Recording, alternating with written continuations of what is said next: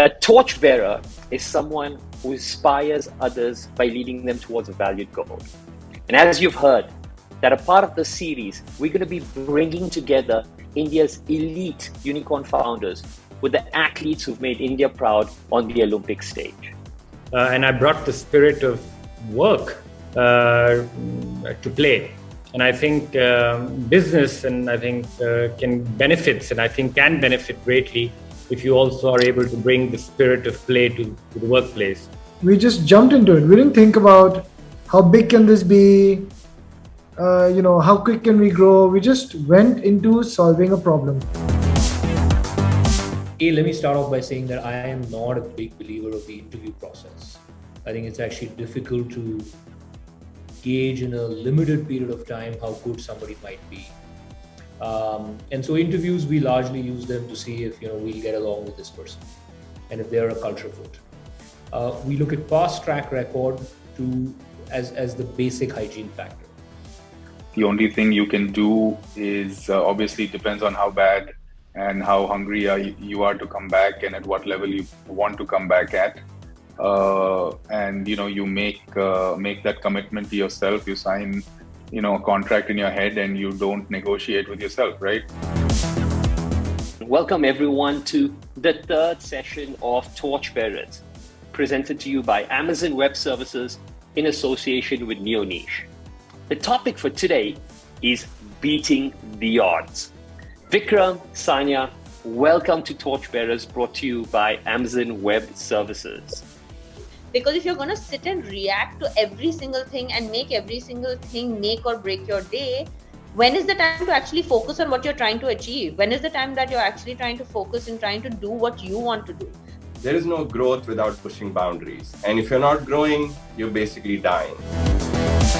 Borrow a line from Monica here. She says, we have to be calm and confident. Now, calm and confidence in the world of sport, as you would know, comes from repetition, which is in your control.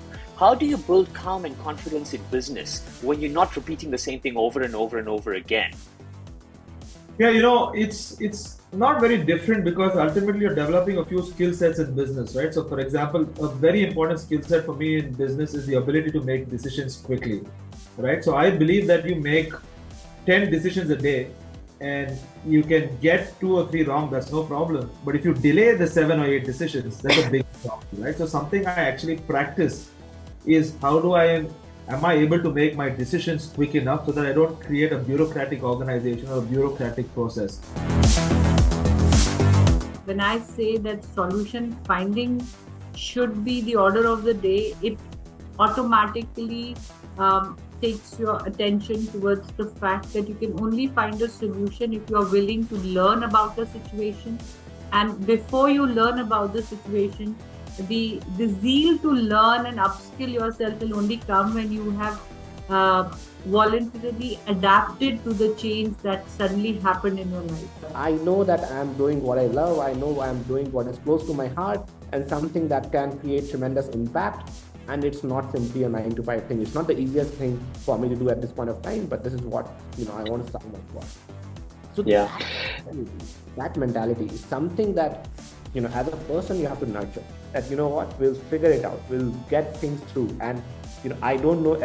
I may not know everything, but there'll be a path for me, and I'll figure out the path ahead of that. Right? That naive optimism is extremely, extremely important as an entrepreneur to have, right? And that's something that helps you come over a bunch of obstacles that come in your way day to day, week on week, and everything, right? And that's what helps you surpass those obstacles.